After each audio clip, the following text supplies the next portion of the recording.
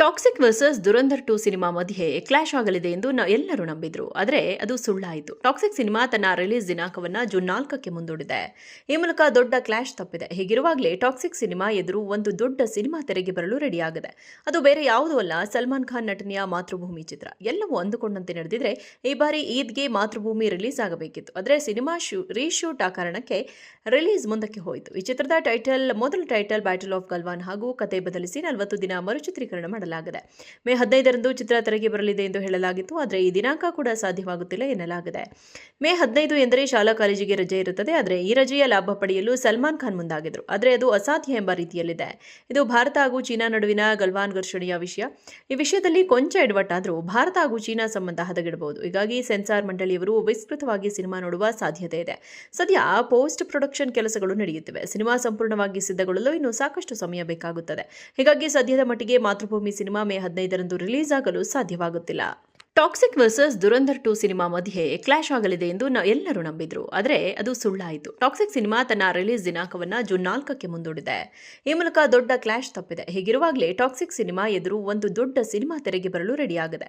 ಅದು ಬೇರೆ ಯಾವುದೂ ಅಲ್ಲ, ಸಲ್ಮಾನ್ ಖಾನ್ ನಟನೆಯ ಮಾತೃಭೂಮಿ ಚಿತ್ರ. ಎಲ್ಲವೂ ಅಂದುಕೊಂಡಂತೆ ನಡೆದಿದ್ರೆ ಈ ಬಾರಿ ಈದ್ಗೆ ಮಾತೃಭೂಮಿ ರಿಲೀಸ್ ಆಗಬೇಕಿತ್ತು. ಆದರೆ ಸಿನಿಮಾ ರೀಶೂಟ್ ಆ ಕಾರಣಕ್ಕೆ ರಿಲೀಸ್ ಮುಂದಕ್ಕೆ ಹೋಯಿತು. ಈ ಚಿತ್ರದ ಮೊದಲ ಟೈಟಲ್ ಬ್ಯಾಟಲ್ ಆಫ್ ಗಲ್ವಾನ್ ಹಾಗೂ ಕತೆ ಬದಲಿಸಿ 40 ದಿನ ಮರುಚಿತ್ರೀಕರಣ ಮಾಡಲಾಗಿದೆ.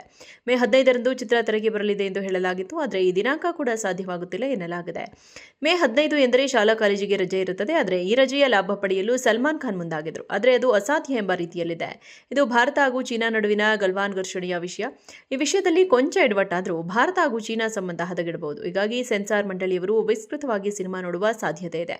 ಸದ್ಯ ಪೋಸ್ಟ್ ಪ್ರೊಡಕ್ಷನ್ ಕೆಲಸಗಳು ನಡೆಯುತ್ತಿವೆ. ಸಿನಿಮಾ ಸಂಪೂರ್ಣವಾಗಿ ಸಿದ್ಧಗೊಳ್ಳಲು ಇನ್ನೂ ಸಾಕಷ್ಟು ಸಮಯ ಬೇಕಾಗುತ್ತದೆ. ಹೀಗಾಗಿ ಸದ್ಯದ ಮಟ್ಟಿಗೆ ಮಾತೃಭೂಮಿ ಸಿನಿಮಾ ಮೇ 15ರಂದು ರಿಲೀಸ್ ಆಗಲು ಸಾಧ್ಯವಾಗುತ್ತಿಲ್ಲ.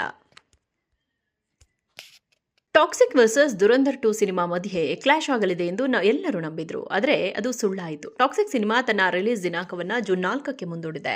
ಈ ಮೂಲಕ ದೊಡ್ಡ ಕ್ಲಾಶ್ ತಪ್ಪಿದೆ. ಹೀಗಿರುವಾಗಲೇ ಟಾಕ್ಸಿಕ್ ಸಿನಿಮಾ ಎದುರು ಒಂದು ದೊಡ್ಡ ಸಿನಿಮಾ ತೆರೆಗೆ ಬರಲು ರೆಡಿಯಾಗಿದೆ.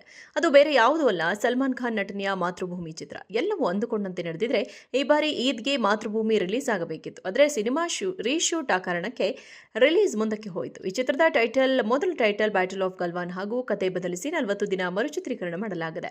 ಮೇ 15ರಂದು ಚಿತ್ರ ತೆರೆಗೆ ಬರಲಿದೆ ಎಂದು ಹೇಳಲಾಗಿತ್ತು. ಆದರೆ ಈ ದಿನಾಂಕ ಕೂಡ ಸಾಧ್ಯವಾಗುತ್ತಿಲ್ಲ ಎನ್ನಲಾಗಿದೆ.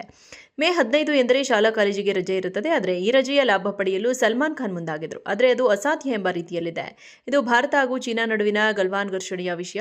ಈ ವಿಷಯದಲ್ಲಿ ಕೊಂಚ ಎಡವಟ್ಟಾದರೂ ಭಾರತ ಹಾಗೂ ಚೀನಾ ಸಂಬಂಧ ಹದಗೆಡಬಹುದು. ಹೀಗಾಗಿ ಸೆನ್ಸಾರ್ ಮಂಡಳಿಯವರು ವಿಸ್ತೃತವಾಗಿ ಸಿನಿಮಾ ನೋಡುವ ಸಾಧ್ಯತೆ ಇದೆ.